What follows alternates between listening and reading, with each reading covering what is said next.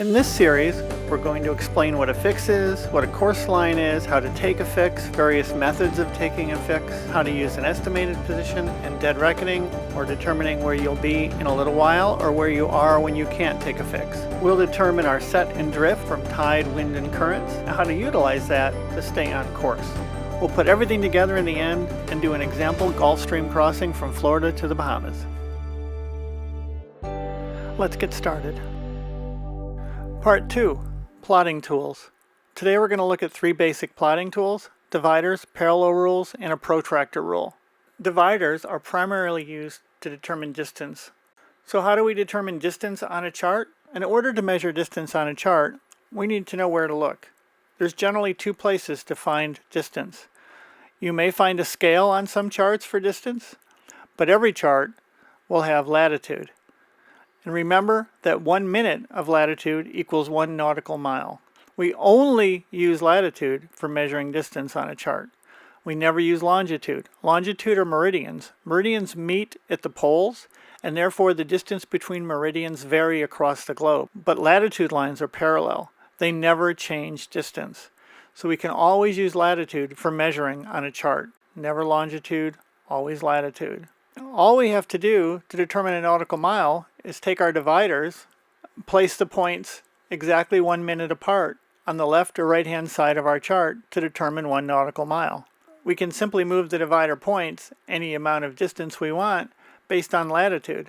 If we want 2 nautical miles, we go 2 minutes of latitude. 1 nautical mile, 1 minute of latitude. So if we're here and we want to go there and we want to measure to see how far away that is, take our dividers, we go over to the latitude and we mark 1 nautical mile. Once we've marked a nautical mile, we bring the dividers over to our course line and we can mark each nautical mile.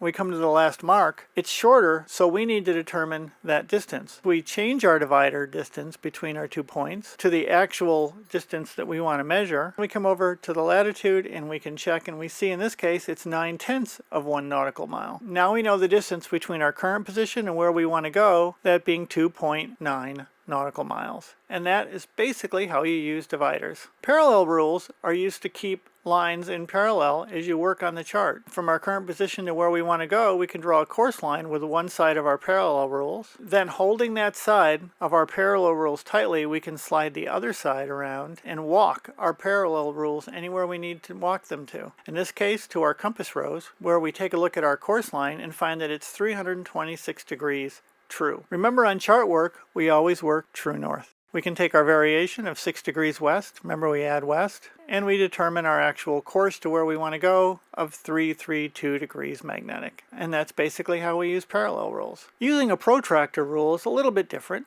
We have a straight line where we draw our course line, and then the protractor part of the rule allows us to turn the section of the rule so that north on the protractor lines up parallel to longitude lines, the north-south. And once those lines in that grid on the protractor rule are parallel to longitude, we can find our course.